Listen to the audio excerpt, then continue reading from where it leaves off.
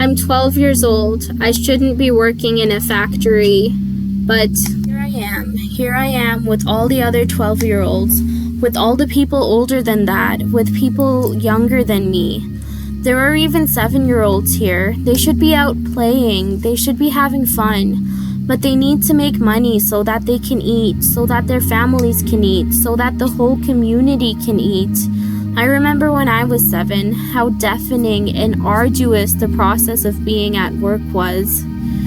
The 7-year-old should be at school, I should be at school, but it's not like any of us could afford that luxury, though I suppose it's not a luxury. I have no idea how long I've been working for. My mind screams and my soul bleeds, and everything in my world is whittled down to the sharp, piercing knife point of the present.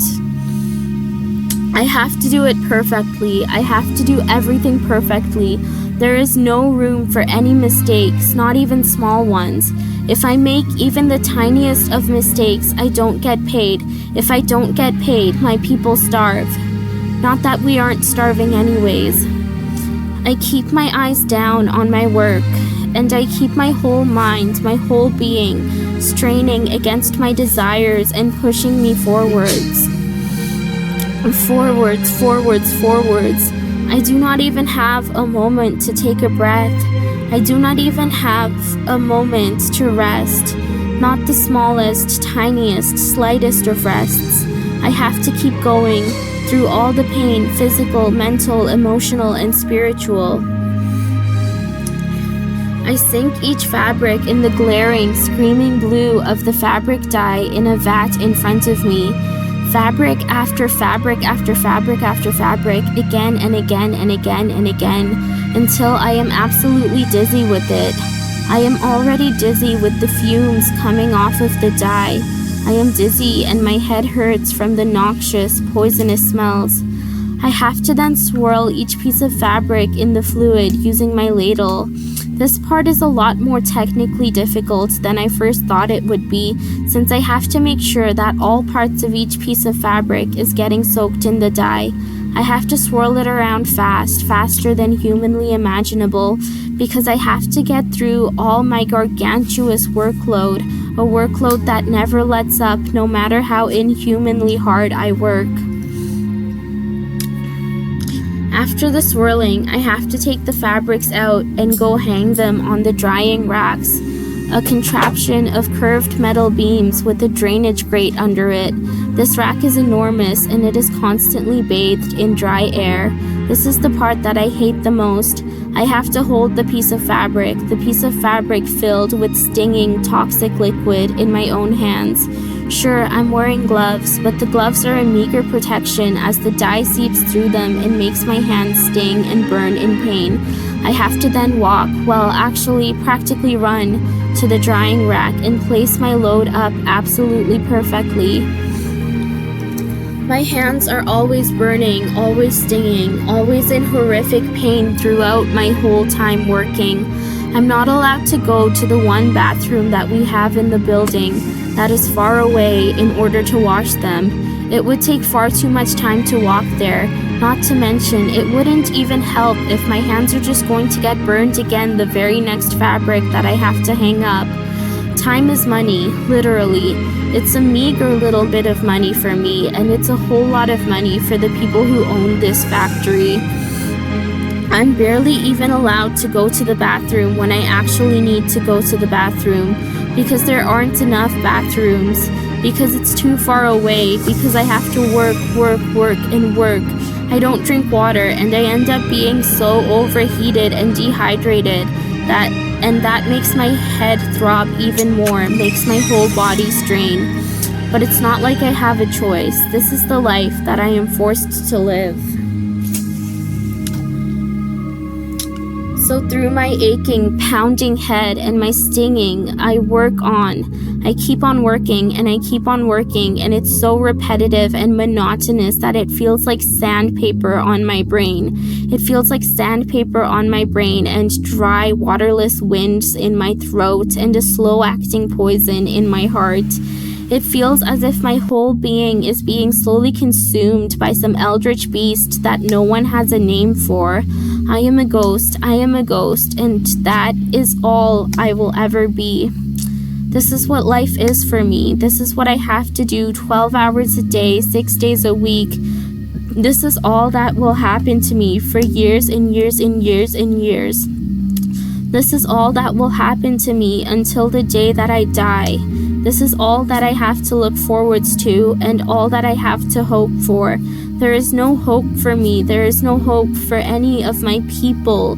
Just a fragile, faltering sort of survival that very definitely is not life. I wish I was dead. I feel tired in my bones, tired in my blood, tired in my flesh. I feel tired in my mind, tired in my heart, tired in my soul. It's a tiredness beyond tiredness, an exhaustion beyond exhaustion. It's as if I have been hollowed out, as if all my insides have been hollowed out, have been scraped out, raw and bleeding, and all I am left with is a used up, burnt out shell of a person. But I am a person. I am a person. I am a full, whole, and good person. I have to remember that. I have to remember it. For the sake of my family, my friends, my neighbors, my community, and all the people I have never met before who toil and suffer just as I do, I have to remember it. I have to remember who I am. I have to remember who we all are. I am walking home from the bus station, and all around me there are masses of people just like me, masses of people who are all walking home as well. It makes me feel seen, feel known, to be among them all. It makes me feel as if I belong somewhere, as if I belong with someone. And belonging is the best feeling in the world. It gives me a sweet, bright, secret sort of victory tucked away deep in my soul, where no malevolent forces will be able to find it, where no malevolent forces will be able to snuff it out. How was work today? An older man who lives a few blocks away, Yoshi, asks me. His eyes are full of darkness. His eyes are full of exhaustion. His eyes are full of concern. His eyes are full of love.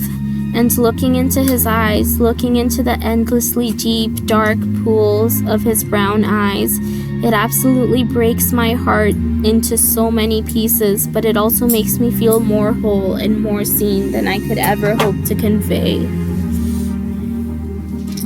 Oh, horrible, I replied to him, because it's the truth, and even though it's horrid, even though it's heartbreaking, he needs the truth, he deserves the truth. Of course, there are a lot of places and situations where lying is the best thing to do, where it's the kindest thing to do, but this is not one of those situations. He can see the hurt, the devastation, the desecration deep in my eyes, and no matter how much I try to hide it, he will still be able to see it. I'm so sorry, Miri, he replies, voice heavy. You deserve better. You deserve so much better. There is kindness in his words and despondence in them. I knew he was expecting my answer, but still, he grieves for me. I know he grieves for me. I know he grieves for all of us. I grieve for him too, and I grieve for all the people, for all of my people everywhere. We grieve for each other. How was your work day? My words come out with a deeply sorrowful edge to them, an edge that cuts into both of our souls, an edge that heals us both. Difficult, very difficult. I had to lug bricks up so many flights of stairs again and again and again for hours and hours at a time. His words are haunted, but I knew that this is more or less how he would answer. I could see the devastation within him the whole time. I can see the devastation within him now. Try to get something to eat after you go home, I suggest to him. I know it's not a very powerful suggestion. There might not be food at his little hut, and And even if there is, it might need to be cooked first, and that takes time. But still, I know how hungry people are after they come home from work. I know it because I have felt it day in and day out for years on end. Although I'm hungry all the time, we all are. The hunger never really ends. I'll try, he responds, but I'll have to cook first, and I'll have to make sure there's enough food for all of us. I have to make sure there's enough food for the kids. His voice carries so much love in it, so much selflessness, self-sacrifice. It's incredible, it's beautiful, it's terrible how much self-sacrifice we all need to have, how much self-sacrifice we all need to have all the time. Of course, I answer, and what other answer could I possibly have given? Of course he needs to look after the kids first. We all do. I suppose I'm lucky for now, since I am a kid myself, and that means everyone looks after me. But still, I try to make sure that the younger kids get to eat before I get to eat. I try to make sure that the younger kids don't go hungry, or at least not more hungry than they have to. You should wash your hands right after you get home, Yoshi advises me. I will, I tell him, and it's the truth. Thankfully, water is not as expensive as food is. Well, good, clean drinking water is expensive, but nobody uses that. Nobody washes with that or drinks from that. The tap water that I have at home is connected directly to the river, and I can wash away all the stinging chemicals from my hands using that water.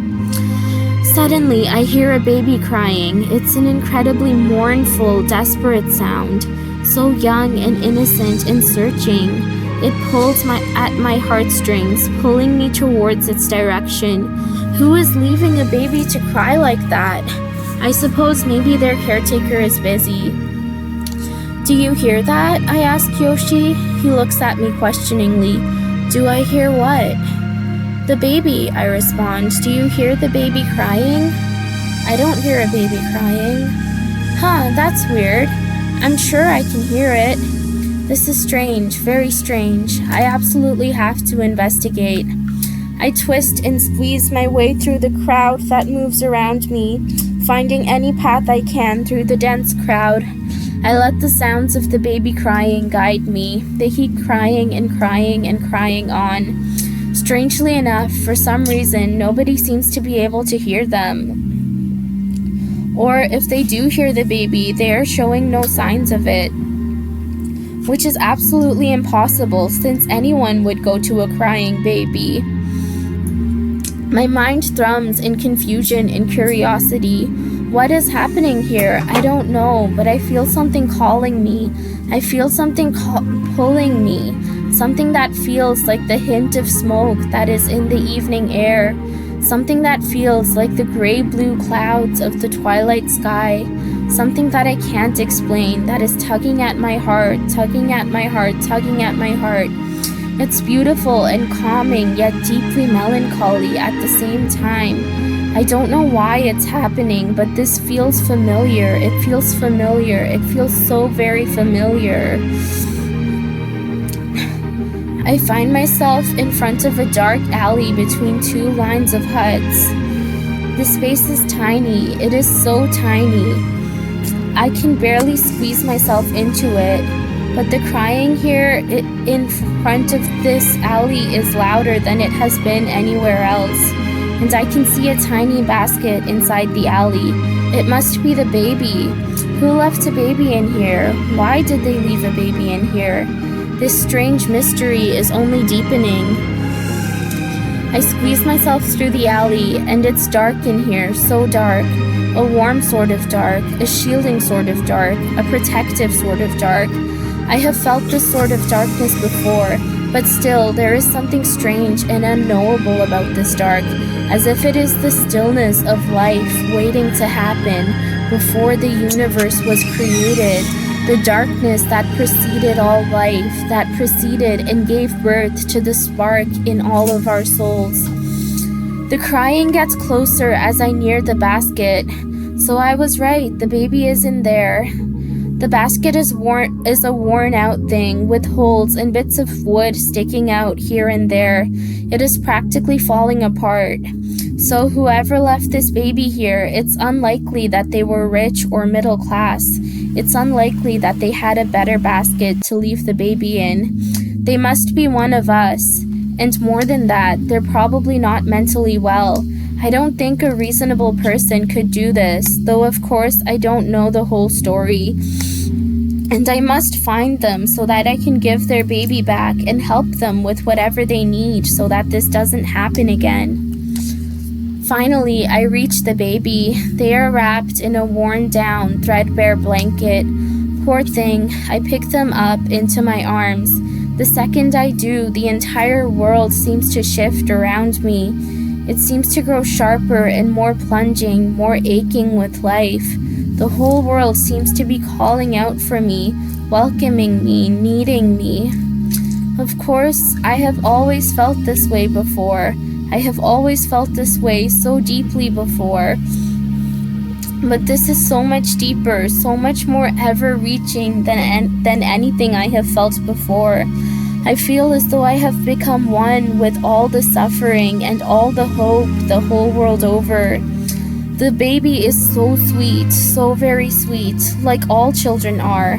Their little tiny face is poking out of the blanket that they are wrapped in. And I look at that face. I look at that face with every part of my mind, my heart, my soul. Because something inside me is singing. Something inside me is telling me that this is very, very important. Of course, all babies are very, very important. For some reason, I cannot make out the facial features of the baby at all. Their face seems to be changing, shifting in front of my eyes, not in an unsettling sort of way, just in an inexplicable sort of way. They look like they have the face of every baby in the world simultaneously. They look like they have the face of every baby that has ever been in the world, the face of every person that has ever been a baby, the face of every baby that will ever be in the world, all at once, all at the same time.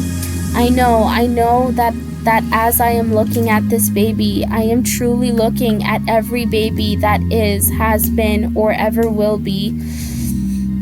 And it's inexplicable. It's so inexplicable. It's so very inexplicable. I don't understand it at all, and yet I understand it completely at the same time. I understand that I understand it. I understand that I don't understand it. And I don't understand that I understand it as well. I am feeling emotions that I never thought myself capable of feeling, and that is saying a lot considering how many emotions I have felt in my life. Baby, I coo softly at the child, who looks up at me with big eyes that are all the colors that eyes can be simultaneously. How are you, baby? The baby smiles at me, and it's such a bright, sweet, saccharine thing. I am beyond amazed by it.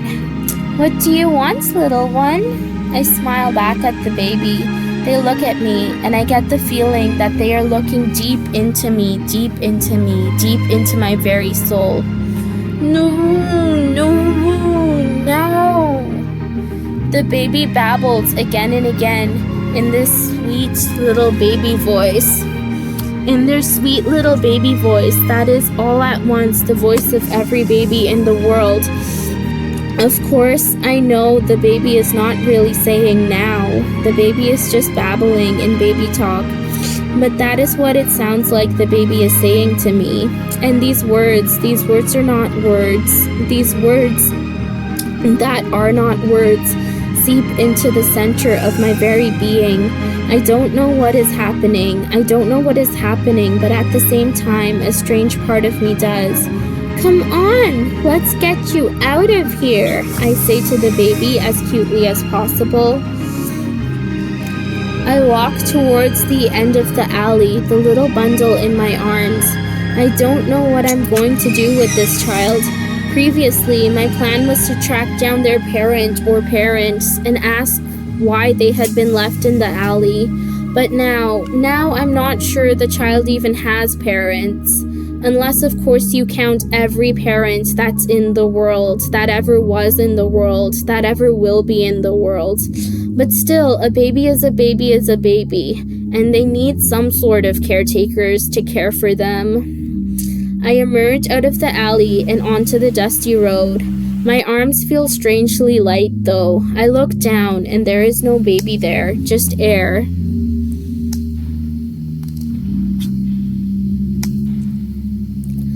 I lie on my mat on the floor, my dad on one side of me, my 3 younger siblings on the other side of me, and my papa behind them. There are more people against the other wall. It's cramped here, like it always is, but some houses are even more cramped. My aunt died a year ago, so we have a bit of space. But still, she died. She died, and she was my aunt. She was practically my mother, and she died too young, too early, like all people do, and I'm still not over it. I'm not over it. I'm not over it at all. I don't think I ever will be over it. The night is dark and hot around me, silent save for the blowing of the wind outside. It almost seems eerie. It almost seems otherworldly. Night is always this way. That's part of why I love it. There is no work at night, no demands, just rest. A person gets to exist as themselves. They get to exist just as a person and not as a work machine. Whatever else the rich took away from us, they couldn't take away the nighttime. It's a time that is just for us. In this atmosphere, the thoughts of my baby returned to my mind. I had pushed that experience away, thinking of it as just some sort of psychosis. As I was talking with my neighbors, with my friends, I had pushed the experience away as I was talking with my family. And I had tried to tell myself that it was nothing, I was just going crazy. Lord knows that many people go crazy in this world. Lord knows that there are a lot of things to go crazy about. But in the stillness of the nighttime, I realize the air all around me waits with promise, and I realize that it was not a hallucination. It could not have been a hallucination. It was too real, too definite, too undeniable. No matter how strange it was, no matter how much it made no sense, there is no denying that it was amazing, and there is no denying that it's undeniable. Because I know what my feelings were at the moment. I know how strong my feelings were, how sure my feelings were. And everyone always says that if your heart is adamant about something, you better follow your heart. So I'm going to listen to my heart, and I'm going to listen to my feelings, and I'm going to let my feelings guide me in the right direction. I am going to let them guide me towards the truth, whatever it is, because I know there is so much more to this world than what makes sense. I know there is so much more to this world than what can be understood and explained rationally, and this seems to be one of those things. But still, knowing what happened did actually happen. But still, knowing that what happened did actually happen, and knowing what that means are two very different things. I can't figure out what it means, though I know it definitely does mean something. Why was the baby there? Who is the baby? How did the baby get created? Why and how did the baby choose to reveal themselves to me? If they did choose to reveal themselves to me, why were they saying what they were saying? The more I think about these questions, the more I think about my situation, the more questions I have. And the more questions I have, the more I wonder what the answer to those questions could possibly be. Everything happened, but nothing was explained. I have to find out for myself what all of this means, and I have no clues to go off of. Actually, that's untrue. I do have clues, and there are certain things that I do know. I know, for example, that the baby represents all of us. The baby represents all the people, past and present, and all of the struggles we are faced with. They represent all the love shared between us and all the ways, big and small, that we resist our exploitation and that we hope to resist our exploitation. And that much is apparent. But what now? Why did they show themselves to me in this moment, and what does that mean? Despite my confusion, the pulse of hope thrums in me. A pulse of hope that is so much stronger than hope has ever been before. Because I know that this means something. I know that this has to mean something. And it means something profound. It means that things are happening. Things are finally happening. And maybe we will finally get free. I try to stay up late thinking. I want to stay up late thinking. But exhaustion and drowsiness settles over me. And I cannot fight it anymore as I am pulled down into sleep. Though I suppose that is for the best. I have work tomorrow, and if I am sleepy at work, it will be even more hellish than it already is.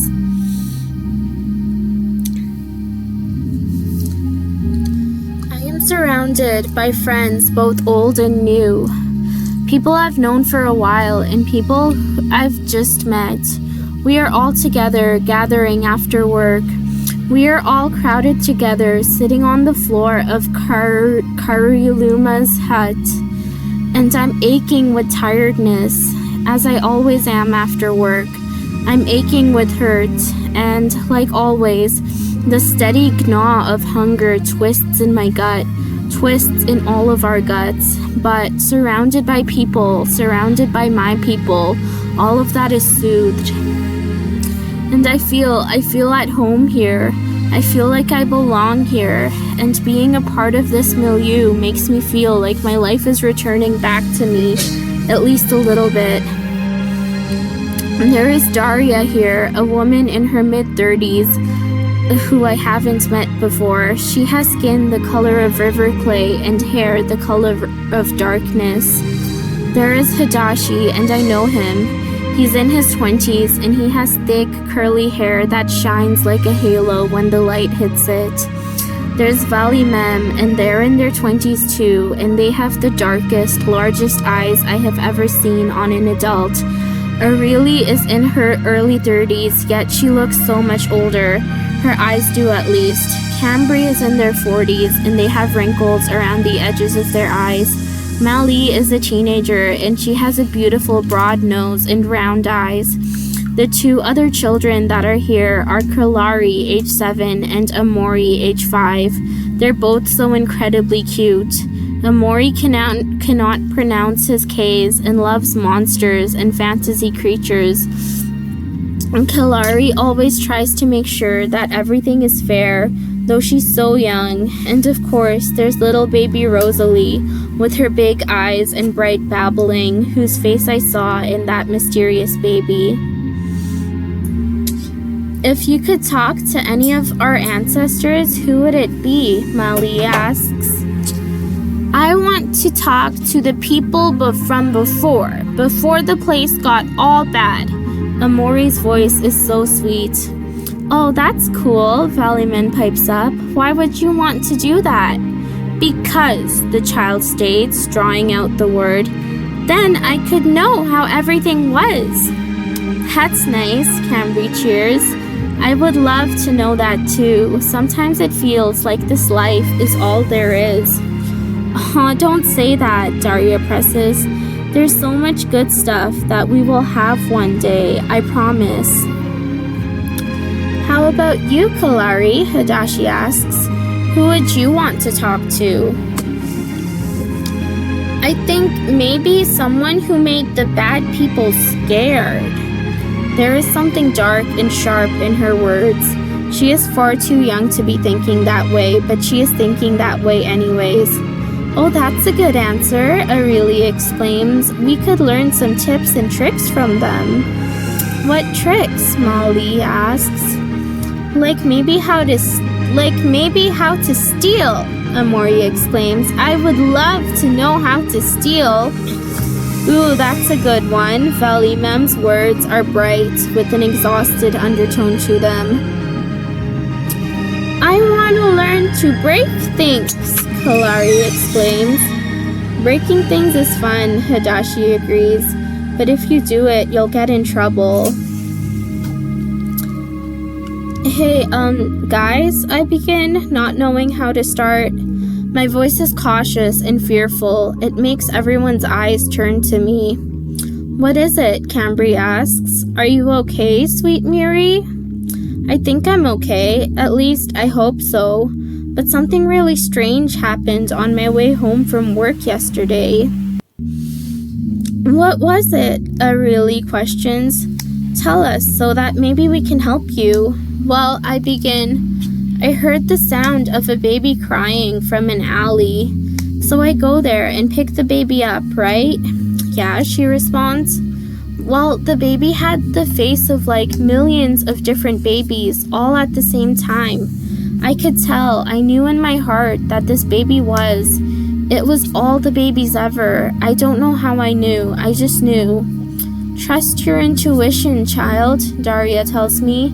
It's there for a reason. It saved us all before. Yup, I will, I reply. So I start to leave the alley with the baby to maybe find out where they came from. But the second I leave the alley, the baby is gone. Everyone is silent for a while, well, except the kids who are talking to each other. Do you know the story of how the universe was invented? Molly asks, voice dead serious, laced with awe. Of course I do, I tell her. Everyone does. But do you really remember it? She asks. What are you talking about? My voice has a slightly incredulous tinge to it. Miri, your name. Volumem's voice is dead serious. What about my name? You were named after the mother of all, they answer. Yeah, Mama Miria. What about her? Your Aunt June named you, didn't she? Daria asks. Yeah, she did. What about that? I wonder why she named you that way. Anyways, Cambry commences, I think things will become more apparent if we refresh the story. Once upon a time, there were no people, no animals, no plants. There was no earth, no sky, no fire, no water. There was only Mama Miria, and within her she held infinite possibilities. I know the story that Cambry is telling, I know it well, but it's always nice to hear it again. Miria was lonely, they continued. She was incredibly lonely. So she thought to herself that she would create a being that could keep her company. She looked deep within herself and saw the endless possibility that was laid in there, and she became pregnant with a child. She waited many long months before she gave birth to that baby. And who was the baby? Cambry's voice has a light edge to it. The universe! The children both exclaim joyfully. I smile. Yes, the universe, Cambry agrees. And what was the universe? It was everything that has ever been created, everything that is created, everything that was created. It is everything that will have the spark of life within it. And everything ever was coalesced into one thing, into one sweet, precious baby that was every baby ever to come, all together, all at once. And Mama Miria, of course, took care of the baby, protecting it and nurturing it and doing everything to help the baby grow up big and strong. Like my mama, Kalari exclaims. Yes, I tell her, just like your mama. But all was not well, Cambry continues, for evil forces found the baby and took it away from Mama Miria's arms. But she spends every moment desperately searching for her sweet child. There is silence again after this. I think, Hadashi starts, Mama Miria found her child. So, what in the world am I supposed to do now? Now that I have to be the mother of all? I'm only 12.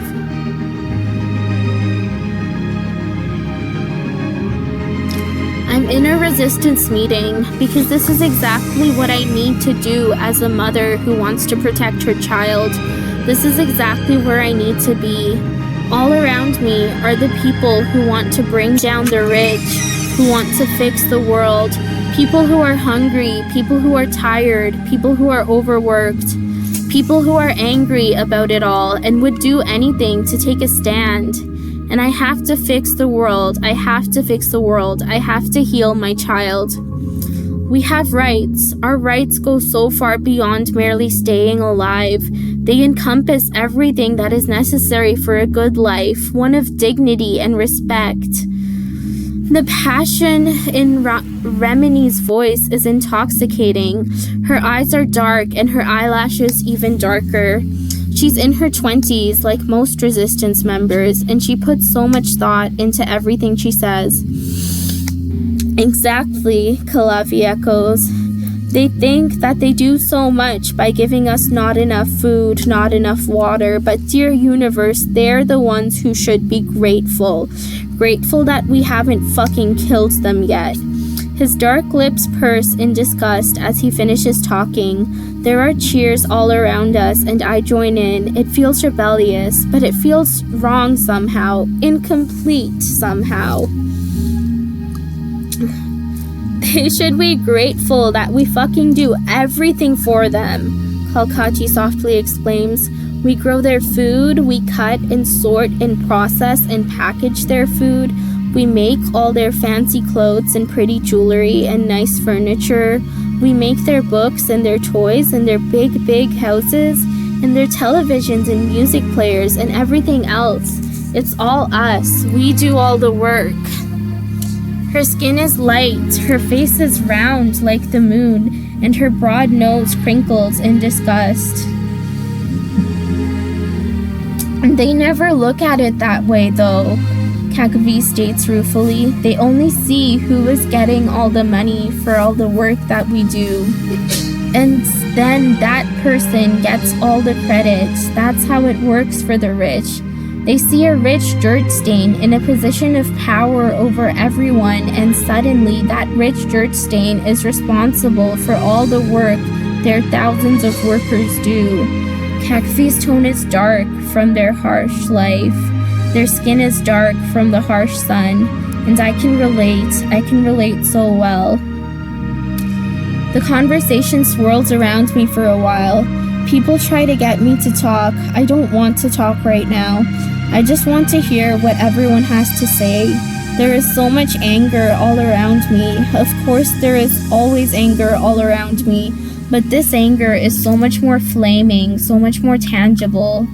There is also deep insight all around me, also not new, but it's also concentrated, undiluted, all together at once. I don't know if I can take it all or not. But there is one big problem. For all the insight and analysis and explanation of all that's happening, there aren't any actual plans for how to stop everything that's happening. I knew I wouldn't walk into a revolution on its way to being planned, but damn, there seems to be no hope here. No hope of things getting better, no plans of how to make things better. What should we do about all this? I pipe up. I know it's not fair. All of it is so very much not fair. But how do we change it? Any plans for that? We don't have enough power yet to start a revolution, Gianni explains to me, kindness in his eyes. We couldn't face them and win. We planned crimes, heists, stuff like that. But all that is pretty small time. It mostly just keeps people alive. It doesn't really change the game. We have to lay the emotional and intellectual foundation for a revolution before actually doing it, Fabi explains, a hand reaching up to her thick hair. Revolution can't happen unless people want it, unless people know we deserve it, unless people know that what's happening needs to be stood against.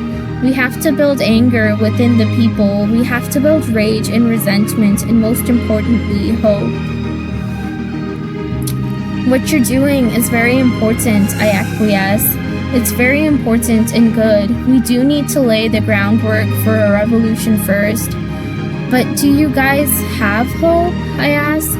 Do you guys think revolution is actually going to happen? It will, Jai answers, but we're not sure when. I think the revolution needs to happen now, or soon. I think that we're powerful enough, that we have what it takes right now. Why do you think that?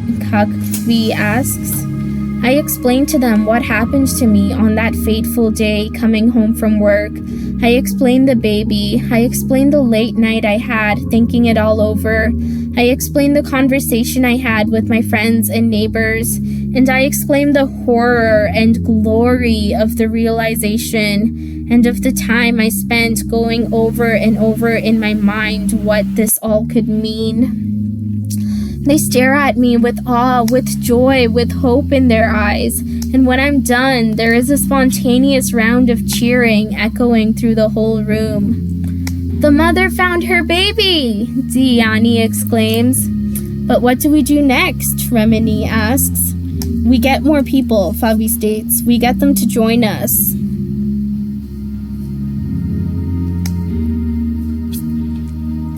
The world will be better only if we all try to make it better, I speak out into the room of people gathered around me. They all heard my story already, and they generally agreed that the experience means something, that it means something important, and that right now is the time when great things will happen. Things can only happen if we work for them, an older woman named Ravi speaks out to the crowd, the children looking up at us, wide-eyed, and the babies crying or cooing from the arms of the people holding them. We have a chance right now.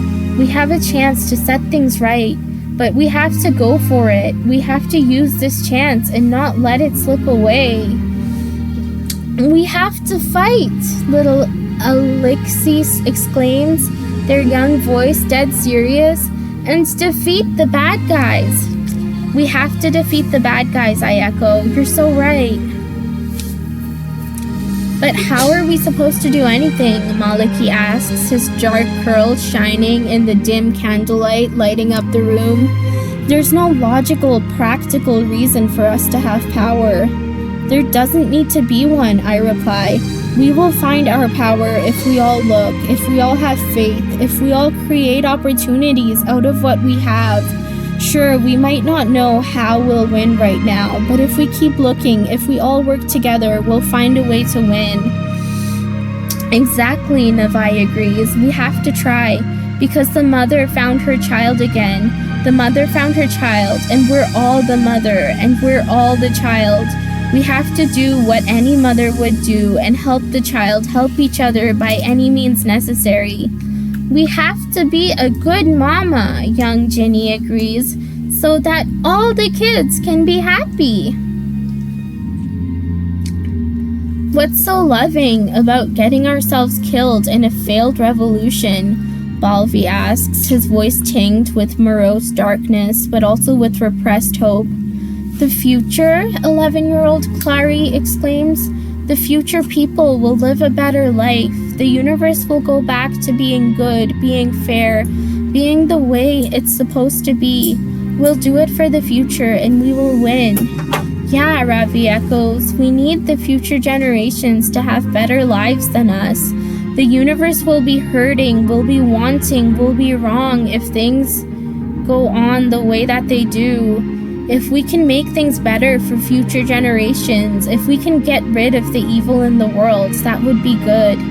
Besides, Maliki adds in, it's better to die on your feet than it is to live on your knees. Standing up against the rich, even if it kills us, is so much better than this desperate, aching sort of life that we're all living.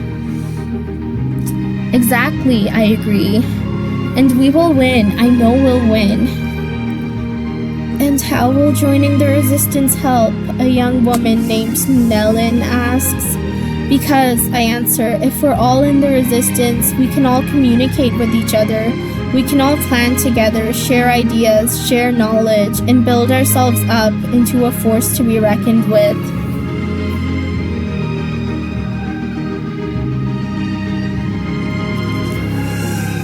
I stand in the corner of the narrow, dust-paved road, scores of people passing me by. I have lookouts who can tell me if any cops are coming by, but right now I'm safe. Would you like to join the resistance? I asked the weary travelers as they passed by. We meet at every house number ending in 4, from 7 to 9 on Saturdays. People look at me, they smile, like I'm a sweet child selling flowers on the roadside. I guess I am a young child, but I don't feel like one. I haven't felt like a child in years. There is a weariness about me and a darkness. My life has never been my own. Of course, I don't want it to be my own, but I don't want to belong to the rich either. Hopefully, I will be able to give my life to the people I want to soon. Would you like to join the resistance? I ask. Sure, an older woman with wrinkles around her kind eyes tells me. But only if you tell me why a kid as young as you is out here doing something so dangerous. I'm fine, ma'am. I chose to be out here. You be careful, though. You're too young to find yourself in trouble. Thanks for the concern. I smile at her, and she smiles back, ruffling my hair before she leaves. I keep telling people about the resistance meetings. I know that this is dangerous, but I also know that no one will turn us in. No one will tell the authorities about us, because there is a loyalty among all the poor people here, among the people who have to sell their days and their life's blood in order to put not enough food on the table. We all would die for each other. The authorities likely won't torture us anytime soon either. Not before we plan our next action. When the weapons are in our hands, the high-caliber, lethal weapons that can bring the end of the whole system as we know it, then we will be free. We will be free to rebuild a world of siblinghood, and the baby will finally be safe. Will you come to a resistance meeting? I asked the person passing by in front of me. We meet from 7 to 9 on Saturdays in each hut, ending with a 4. We're going to change the whole world. How are you planning to change the whole world, little girl? They asked me. We are planning to bring it all down. Bring it all down? But how will we do that? We have no power. We have more power than you think. A miracle has happened. Come to the resistance meeting and you will find out what it is. Okay. I'll go to the meeting, but you guys better have the strength to back up your words. We'll be able to back up our words, just you see. Okay, I really hope it's time to finally change things, but I don't think we'll be able to, unfortunately. I know how you feel. I've felt that way before. We've all felt that way before, but you have to have hope. Hope is good, they agree, but recklessness is not. I would advise you to be careful and know what you're doing before you try anything dangerous. We will be careful, I swear. We know what the stakes are. We know what the consequences of failure are. We know all the lives that are on the line. I want to join you, really, I do. Then do it, then join us. I will. They shoot me a tired, enamored sort of smile, and I shoot them a strong, confident smile back. This day is going well. Do you want to join the resistance? I asked the next passersby. We are planning something huge, and we need for everyone to get involved.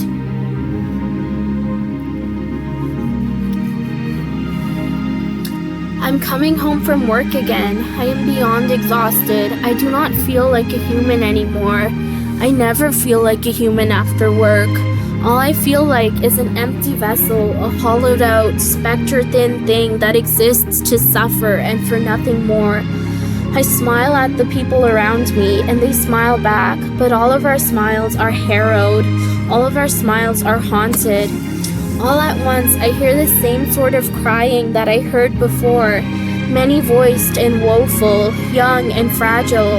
I follow the sound through the twisting alleyways again, just as I had done before. And once again, I find the world baby.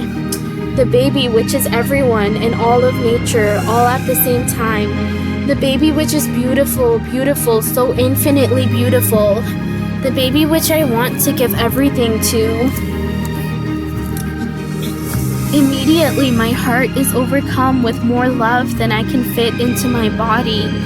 It seeps out of me and into this baby with so many features, so many faces, who I take into my arms and cradle gently.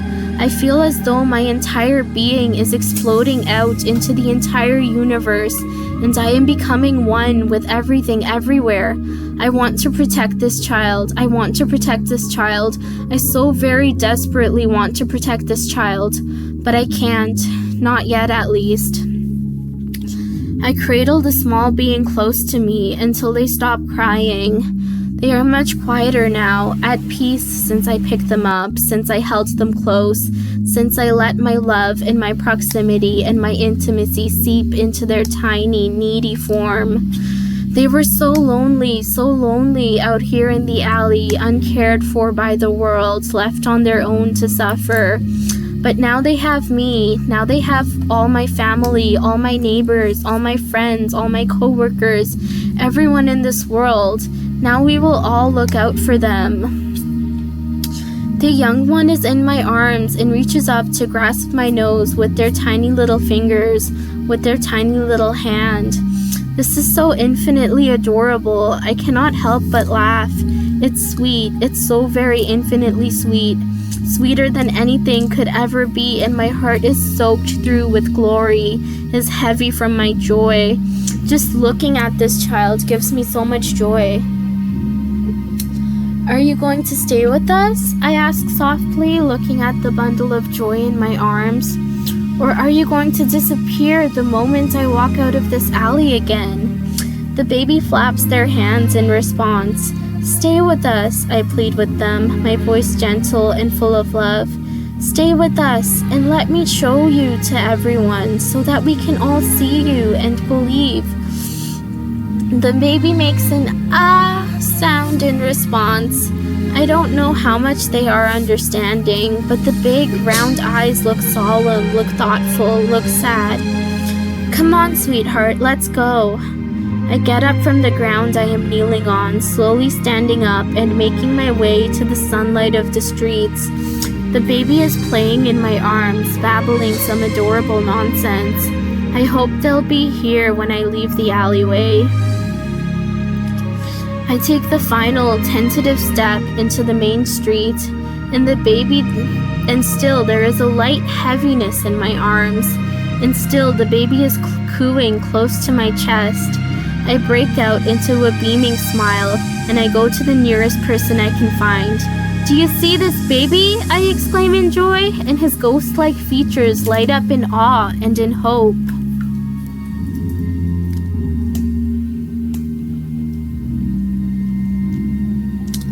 Look at this child, I proclaim to the resistance fighters gathered around me. I am not in the resistance meeting that I am usually in, the one in my neighborhood. Instead, I am 2 neighborhoods over, telling the people there of what I heard, what I witnessed, and what I experienced in my life. The baby is in my arms now, but I pass the child on to Amine, who will pass them on to other people. It is important that everyone sees the child, that everyone holds the child. Not just the people in the resistance, but all of the people of the world. I realize that it will probably take about a year of constant traveling, a year of tired hunger, of new faces, in order to give everyone a chance to interact with the child. But it will be worth it. It will be so very worth it. There aren't even that many people anyways. I'll be able to come home to my family after each day of traveling. And my family is okay with my decision to not work, even though that means that my whole community will be hungrier than they would have been if I did work. Because they know that right now everything is changing, the whole world is changing. I'm amazed, a person named Stavello tells me. I am too, believe me, so am I respond. This is a sign, it has to be. Teenaged Arcadia's voice is full of joy, full of passion. She's holding her own baby, but looking at both the babies in this room, babies which are actually the same baby. So what does this mean? Does it mean that we will win? Fig asks. He is trying to not get overly excited. He knows how dangerous that can be, but he can't help himself. Well, Amari starts, we all know the legend. We all know that when the baby and the mother are reunited, it means that the world will go back to being fair again, being together and being free and being equal. Are you the mother, Miri? Miri asks me, eyes full of wonder. You are named after Mama Miria, after all. I used to think that, I replied to him. But I don't think so anymore. These past few weeks, I've been going around and seeing everyone. And the way everyone interacts with this child, the way that everyone loves them, I'm starting to think we're all the mother. That's very poetic, Devello speaks out to us. We are all the mother and we are all the child. And now that we are reunited with ourselves, now that the mother is reunited with the child, a new age will come. Are we sure though? Kamima asks, eyes darker than storm clouds and more solemn than the twilight. Are we sure that we are on the verge of a prophecy? We all know the stories, Manoni tells us, wrinkled eyes gazing into our souls. We all know how they come to fruition. But how? Maman asks. How are we going to take on the whole system? With effort, Arcadia answers. By trying our best and doing everything that we possibly can in order to create change. We all have to try our best, all of us, because the prophecy can only come to fruition if we work towards it. How right you are, Beery pronounces.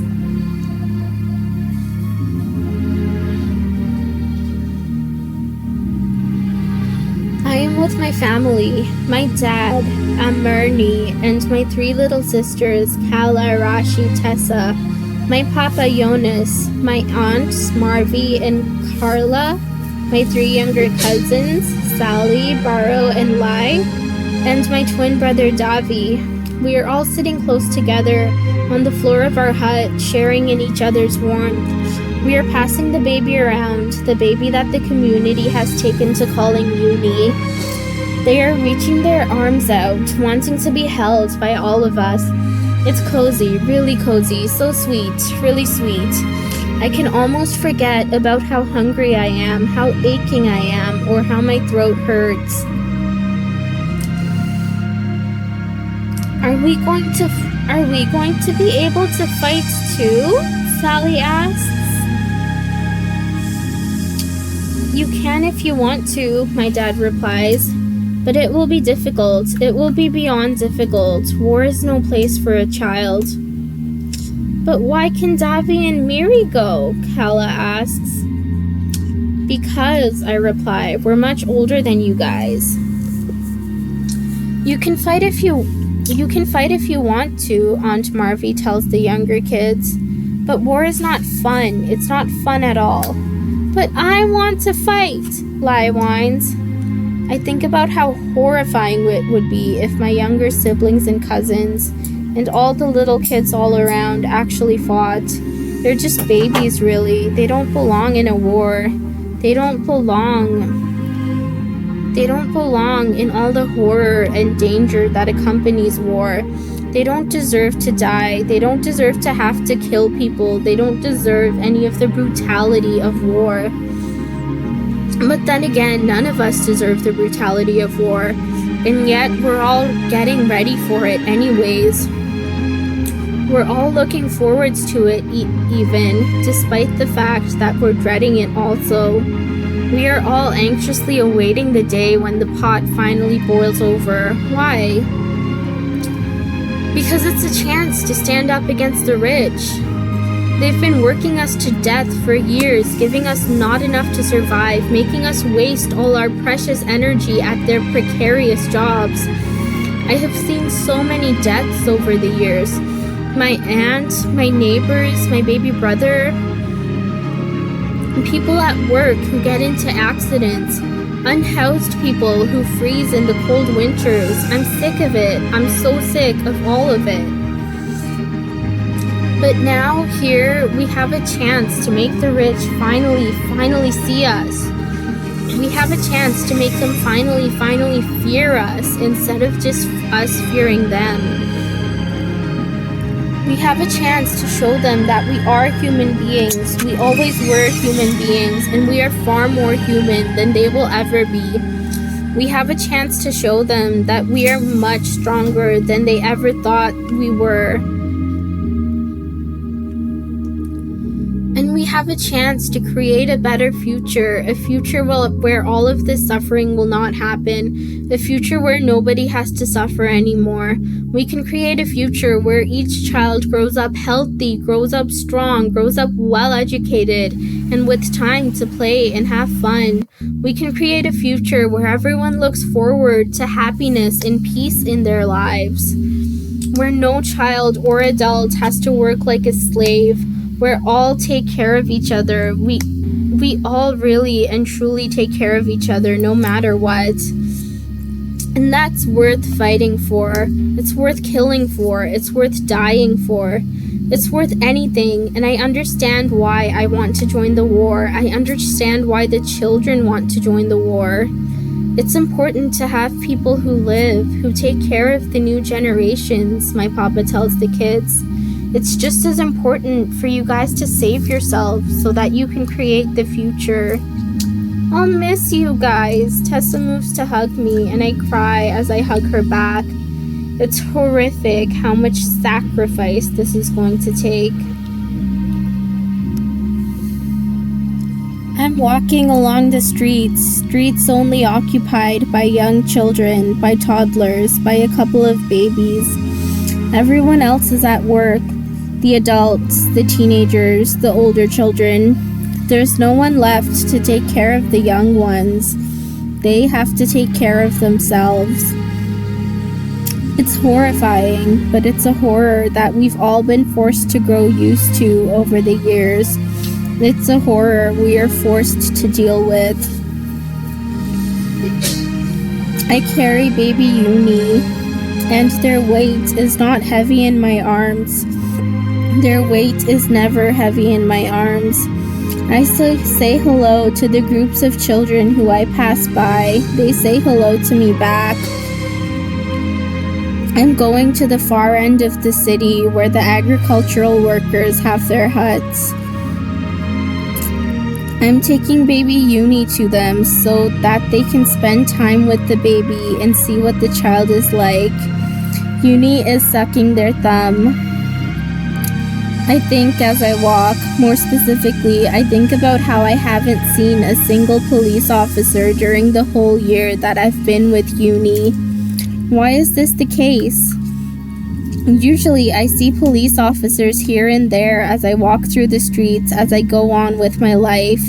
Usually it's a terrifying experience, but an experience that I am accustomed to dealing with nonetheless, as anxiety-inducing as it always is. But there have been none anywhere near me this past year. While I cannot help but be grateful, I also wonder, why is this the case? What is going on? Hi, I sing-song kindly to a 5-year-old boy. How are you? I'm okay. How are you? I'm good. I have a question though. Did you happen to see any police officers here? A time ago there was a police, but there's none now. Okay, thank you. How long ago? Maybe more than 15 minutes? Okay, thanks so much. Good luck, buddy. Good luck. Okay, so 15 minutes or more ago there was a cop, but not right now. So there was a cop before I showed up here, before Uni showed up here, but they left just as I came to this area. Interesting.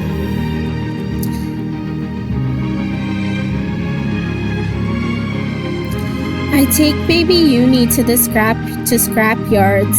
It's a horrible place for a baby, filled with so much garbage and jagged metal. But then again, what isn't a horrible place for a baby?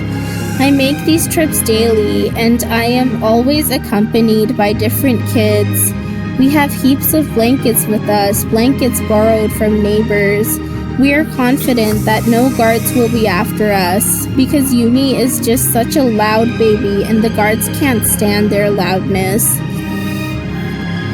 We can also get through the gates of the scrapyard easily, gates that are otherwise closed to all the public, because the people who stand vigil by the gates leave once they hear the baby for too long. The child is our key to anything, and for this we are incredibly grateful to them. For this we thank them every day. In the scrapyard, we find pieces of metal that are shiny, that are new, that are not rusted. More importantly, we look for pieces of metal that have sharp edges and could be easy to cut. These will make our weapons, weapons that the rich do not want us to have, weapons that we make from the garbage that they throw away, from the incredible waste that they generate. We wrap these medium-sized pieces of metal, usually about the length and width of my forearm, in the blankets that we borrowed. We understand that it looks suspicious walking through the city with a bunch of blankets wrapped up in our arms, but we also know that as long as baby Uni is with us, no guards will accost us, for they'll be too afraid. Day after day after day, the plan works. We build up piles and piles of metal sheets. We find stronger bits of metal with sharp edges. We cut the sheets of metal with pieces of stronger metal after using precious candles to soften the spots we want to cut along.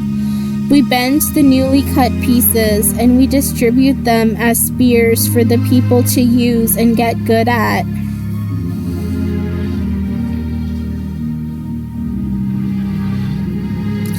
Now is the moment of truth. I am walking towards the armory with a handful of other children. Cassie is 7, Racha is 9, Amio is 6, Lai is 11, and Olem is 13 like me and has baby Uni in his arms. I have baby Clara in my arms. Nobody will suspect a group of children like us. Of course, the rich hate poor children like us. They suspect poor children like us, but they do not think us capable of any great deception or anything that requires a lot of thinking. And of course, they don't know about the world baby. They don't know about the power that the baby has, the power that all babies have. I am fizzing with excitement. It is bubbling up, hot and sweet in my chest, in my belly, in all parts of me. My mind is racing with equal parts anxiety and anticipation. Anxiety is a cold stone in my insides. Anticipation is making my soul light and in flight like a bird. And I feel as though I have the weight of the entire world on my shoulders. Though I guess I do. We all have the weight of the entire world on our shoulders. But we all have each other, and we can carry the load together. We can share the load together, and that makes the heavy weight so much lighter. I am buzzing. Everything inside of me is buzzing. I am overjoyed. There is so much that could go right. This might be the beginning of the end, the beginning of the start, the end of our poverty, our brutal, degrading, dehumanizing work. This could be the start of true freedom, a freedom that we could all share together, that we could all share with each other.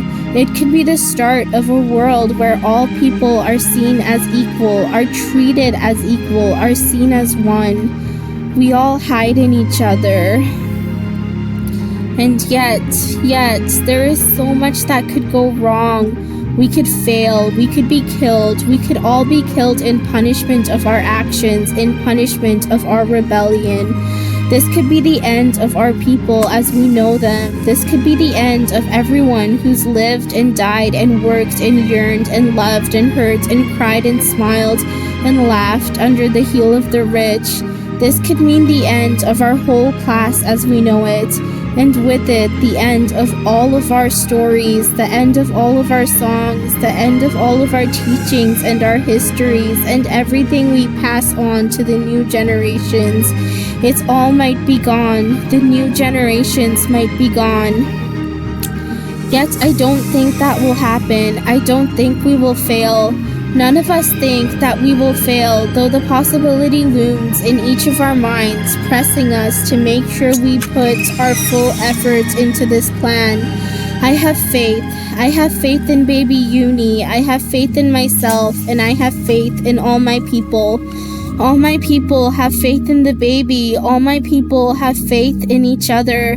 We have seen the signs, and we know that the time is now, the time to rise up, the time to change everything. And the children all around me have determination hidden deep in their eyes. They have rage, they have hate, and they have love. They all have a deep, untethered, primal, and all-reaching love in their eyes. A love that encapsulates themselves and is so much bigger than themselves at the same time. A love that has existed for as long as their souls have existed in the place beyond life, which is to say, time without beginning. A love that will exist for as long as their souls will exist in the place beyond life, which is to say, a time without end. I look into their eyes, and that gives me strength. I look into their eyes, and it gives me hope. It soothes the sharpest edges of my cutting fear and leaves me able to go on, able to do all that I am meant to do, all that we are meant to do together. They are so determined, and I echo their determination, and I echo the power that they have. The power that we all collectively have within ourselves, shared amongst ourselves, the power that will set us free. The babies coo in our arms. They are adorable, and looking at them, it makes the whole thing worth it. It makes our whole mission worth it. Because if these babies can have a better life, then that's all that we need. And then that's all that we need from anyone, and it will make everything worth it. Besides the baby's cooing, there is no sound from any of us. We all communicate in looks, in long-held eye contact, in the dead set of our mouths, because we cannot give our plan away. We cannot let anyone know what it is that we are up to. Besides, all the people who already know and will keep the secret with us. We cannot let any of the rich, any of the guards, anyone with power in this society that we live in know what we are really up to. So we keep our silence. We keep our silence like a promise, and we walk together to the armory. We stop a slight bit away from the armory, away from the guards on the many watch stations of the armory. We sit down on the road, the dusty road that is unoccupied at the moment, except for us. It's not suspicious. It's not suspicious at all. Many children play in the road. It's the one place we have that is outside and under the sky. Even adults gather in unused roads often, gossiping and chatting about small things that the guards would not be suspicious upon hearing. It's slightly strange that we're doing this in the evening when most children are much closer to the residential part of town, but there are huts near us. We're not straying too far away. We sit down on the road, our worn, dirty clothes sitting on the dust, and we pass the babies around to each other. They giggle and coo, happy at being given attention and cuddles. And this is good. This is very good. We smile at them and coo back, and seeing our smiles, they giggle even more. It's adorable. It's so adorable, and it's so purposeful, so incredibly purposeful. And the kids are helping us fulfill our destiny. Peekaboo! Amio exclaims, and the babies scream in delight. We all join Amio in their peekaboo game. We each take turns covering our faces and uncovering them. The babies absolutely love it. They have no sense of object permanence yet, so they literally think our faces are disappearing and coming back into existence. This is adorable. Clara copies us, putting her face in her hands and then moving her hands away. Uni sees this and squeals, "Perfect, this is so perfect."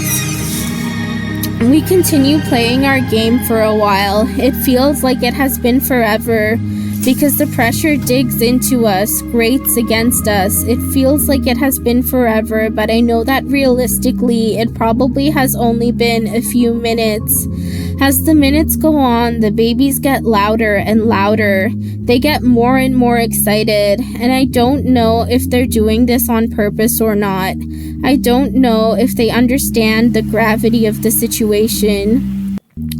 I don't know if they understand the importance of what they are doing, but looking at their faces, I think they probably understand in their own special childish baby type of way. I look around as if in mild interest at the scene all around me. The guards are getting increasingly agitated, all of them. I can see it in their faces, the growing trepidation, the discomfort, the way they adjust the expensive collars of their expensive black guard suits, the way that they look at each other as if wanting an explanation, the way that they fidget with their hands and pace in front of the doors that they're supposed to be protecting, getting up from their chairs. They'll be gone soon. They'll be gone very soon. And so will all the guards resting inside, where the windows carry in the sounds of our merrymaking. Lai takes baby Clara and lifts her high in the air and then brings her back down in a swift motion. Oh my gosh, it must be exhausting doing that. She's hungry, she's tired, she doesn't have the energy for all this. But anyways, she does it because babies love it, because nothing can make a baby scream like this. She goes to baby Uni afterwards and lifts them up in the air and brings them back down. The young child screams so loudly. At this moment, the guards all walk away hastily. They do not say a word to anyone. They do not even look each other in the eyes. They simply speed away as fast as walking feet can carry them, looks of deep disturbance on their faces. Lai is still lifting the babies. I don't look at the guards straight on. That would be too suspicious, but I do keep track of them through the corner of my eye.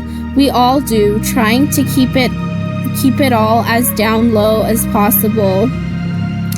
I take over Lai's job. She must be exhausted by now.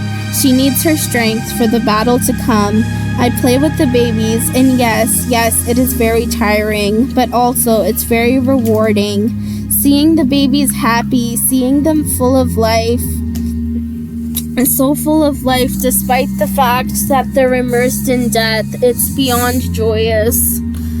And I understand now how parents put so much effort into their children even after being bone weary from their long days of work. I understand now how seeing your child smile is worth anything and everything. The guards inside the building now also leave.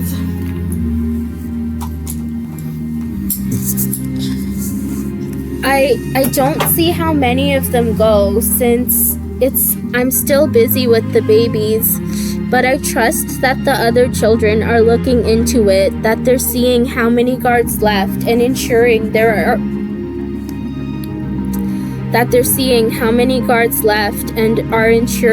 there are probably none left inside the building. I trust my friends. I trust my people, all of them. The guards on the roof also climb down and walk away. I pass the babies to Olem, and he plays with them as well, making them scream and laugh and giggle and coo. All the other kids keep a lookout for any of the guards coming back. Right now, we are all not even trying to hide the fact that we're looking.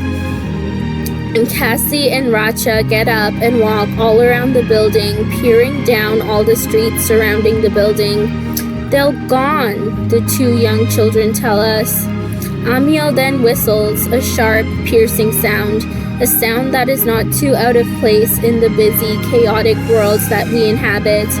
If any of the guards heard it, they would simply attribute it to a child being loud, which is exactly what this is. It's a child being loud. But the people lined up in the huts all around, who were standing close to each other, crowded and awaiting, they know what this whistle means. They know the many layers of deep, simple, complex symbolism behind it. They know that this is our signal, the one we all agreed upon for its simplicity and unassumingness. The first thing that happens is that people hang up blankets to dry in front of all the streets, a few blocks away from the armory, blocking off the sight of the armory from the streets on all sides. Hanging up laundry in and of itself is not suspicious, but it is suspicious to have so much laundry hanging up at the same time at such a precise location. Fortunately for us, if any of the guards who patrol the streets try to investigate this strange occurrence, they will get too close and hear baby Uni, and then they will go away. Of course, they could call for backup, but we all doubt that they would do it, because then they would have to report to their superiors that they were afraid to go investigate because they heard a baby. They would not do that because it makes no sense, because of the embarrassment, because of the blow to their ego. They would probably rather save their own skins and ignore it. And that's the hope we're all hedging everything on anyways. People flood out of the huts that encircle the armory. It was really rather stupid of the rich people to make their armory right within the poor neighborhood. Well, what's stupid on their part is a godsend on our part. Perhaps literally a godsend, by the way. The mother of all has been sending us a lot of blessings as of late. Blessings that we would do well to make the most of. Blessings that we are making the most of. All of us kids keep on playing with the babies, making them be as loud as possible as the adults and teenagers around us are walking up to the armory. The strong doors are locked with strong, sturdy locks, but my people have a secret. The art of lockpicking has been passed down through the resistance for generations, and now everyone who is in the resistance has their piece of wire and has unfettered access to the locks, no worries of guards coming to arrest them. When they finally get the doors open, there is an audible sigh of relief from everyone. So far the plan is working. So far the plan is working perfectly. I dreamed that we would get this far. I dreamed that we would win. But there was always a part of my mind that always told me that no, we would not make it. We would not make it. We would not make it. Now that part of my mind is weaker than it has ever been. It is more quiet than it has ever been, and centuries of oppression which hammered into me that I am nothing are being lifted right in front of my eyes. The kids and I continue with our jobs as the older people around us continue with their jobs. They grab gun after gun after gun from the many racks. They grab bulletproof armor and shove it on. They grab crates full of ammunition and tie them to their backs. They prepare for the war that will be started within moments, and they succeed. They succeed. They keep on succeeding until there are almost 2,000 armed people scattered within the armory. I can see them through the windows. There are also many people scattered around the armory as well, on the streets and in huts. They move silently. They work silently. They load their guns silently and make sure that Uni's voice can be heard all around, so that no guards come near us in this moment of truth. And no guards do come near us. They hear Uni's childish voice, as faint and distant as it is, and it strikes fear into their hearts. They think that the armory guards are already seeing to this part of the city. They don't need to go there as well, and they leave us all alone. We are armed. About 2,000 of us are armed. That's about 3% of the population. But at the same time, we have as many guns as the guards have. We have as many guns as them. We have as many bulletproof vests. And we have way more people than they have. Everything is working towards our advantage. The rest of the people have spears carefully crafted out of scrap metal that the people stole out of the scrap yard and cut with the resistance's stolen factory equipment and expensive candles. We have been practicing with the spears in secret. The war has begun, the war that I never thought I would live to see in my lifetime. The war that I have dreamed of all my life, the war that I will fight in. The older kids take the younger ones to the safety of the huts, the safety of the special dugout huts that we prepared to help the especially young shelter and stay safe during the war. And we go get ready.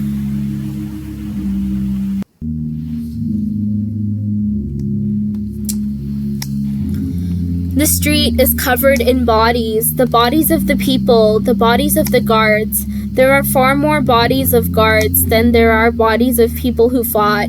So many people who fought. Some of them are decked in armor that they stole from the armory that fits them in a ramshackle kind of way. Some are decked in the common rags that my people wear, worn and thin like the earth. They are covered in blood, are dark with it. Some of the blood is new, fresh, red. I imagine that it would be warm to the touch. Some of the blood is old and darkened. It's a horrific sight, one that makes me deeply sick to my stomach. I've known death. I've seen so many loved ones pass away. But death of this caliber, thousands of people in the span of a few hours, bodies paving the streets, it's beyond anything I've ever known, and it's gory. It's so, so gory. Yet I'm not mourning the murdered martyrs the way I've mourned the other people who left this world. Everyone who died here, everyone who died like this, they died on their feet. They died fighting for a better world. They didn't die because of neglect, because of poverty. They didn't die due to horrific working conditions or prejudice against their class. They died because they stood up. They stood up for what they believed in. They stood up for future generations. They stood up for a better world. And at the end of the day, that is so, so, so incredibly much better than dying quietly, than accepting your fate as a lesser person and letting death take you on the floor or at work. Everyone who is dying here will be able to walk into the afterlife with their heads held high. They will be heralded as heroes, and they will be able to tell all their ancestors that they did not go down passively. They went down fighting, with their teeth bared, looking their oppressors dead in the eyes. And oh, how deeply, deeply glorious that will be. And how deeply cathartic too, how satisfying to be able to come to the end of your life story and to have it end with such bloody, bloody triumph. Not that they deserve to die, not that any of them deserve to die, besides the guards, of course. Just because they got murdered for standing up for what they believe in doesn't change the fact that they got murdered. It doesn't change the fact that each loss is a horrific loss. Each person on the ground had friends, had family, had neighbors. They had children in their lives, children who will miss them to no end. But the future generations will never again have to know the loss of their loved ones. And they will never again have to live lives worse than death, where their only hope is death. That is why all these people are fighting. All these people are giving up everything, and that is why I'm fighting too. I've been lucky so far. My dark skin hides in the night, a night that is only illuminated by the glaring yet dispersed street lights. I'm young, so people are protecting me, and I've been able to get my hands on a gun since I was so close to the epicenter of the robbery. But still, my heart thuds in my chest, and my fear flows in the rush of my veins, coating each molecule of my blood. I am more awake than I have ever been in my life. I am more alert than I have ever been in my life, and I am terrified. There are gunshots all around me, from friends, from enemies, from unknown sources. The guns all sound the same, but the shouts of the people do not. There are those shouting in rage, the sort of rage that only comes after living your whole life under the heels of those who think of you as less than an insect, who don't think of you as a living thing at all. There are other people also shouting in rage, the rage that comes with living your whole life thinking other people are beneath you. There are people screaming in pain, wailing in grief, and even laughing in victory. It's a cacophony of chaos, and I hate it and I love it. But more than anything, it makes me feel alive. I get shot in the chest, but my bulletproof vest protects me. It's a close call nonetheless. I've been shot many times before. Each time has sent a jolt of fear racing through me. I shoot back in the direction of the black-clad soldier whose gun the shot came from. I can tell that he's a guard from the superiority glinting in his eyes. The bulletproof glass on his helmet has long since been shattered, but he's still heavily armed. But my bullet hits him right in the jaw, horrifically disfiguring his face. He gives off a garbled scream. I shoot him again in the head to make sure that he's really properly dead, and then I cheer loudly. This is my second kill tonight. But it's a broken sort of cheer, as much a scream of anguish as it is a cheer of joy. This is my second kill tonight. I'm only 13. I guess I shouldn't have done that though. A hail of bullets comes flying at me from the right. I run to go duck behind a hut, and thank the gods my armor got everything. I thank the mother and her child for just a moment before I scan my surroundings. I cannot ever let my guard down, even a bit, because they're out to kill me. They're out to kill all of us, and I cannot let them. There is chaos all around me. Bodies falling, people screaming. I look for who to shoot next. I'm half cold-blooded killer, half screaming child, but I do not know which half is which. I see a guard shoot at an unarmed man. I guess he lost all his spears. The man falls to the ground, a fountain of blood gushing out from his thigh. I almost throw up. I do not even know this man. I do not know him, but I have to avenge him. I shoot at the guard. It doesn't pierce through his armor, but it does get his attention, which is not good for me. I duck back behind the wall, catching my breath. If I go after him again, I might die. Is that worth it? Of course it is. I cannot be a coward. Not now, not after we have collectively done so much.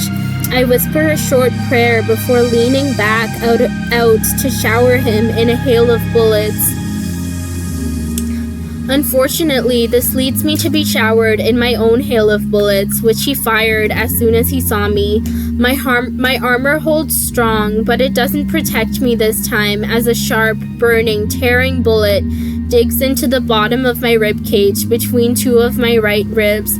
I scream. It burns, it burns, it burns so much. White, hot, searing pain that flows from my wound out to my whole body.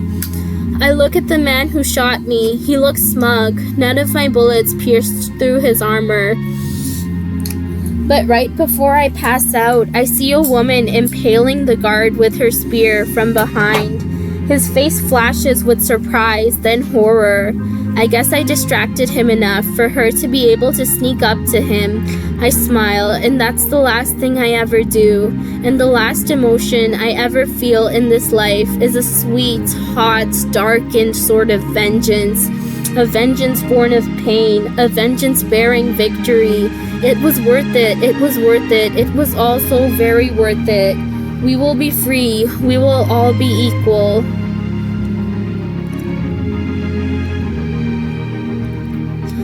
I awakened to a realm made up completely of something intangible, something untouchable, something deeply intimate, something intimately beautiful. I wake up, and this is the first time in my life where I have felt at peace, felt free from the horrors plaguing me. I am holding baby universe close in my arms.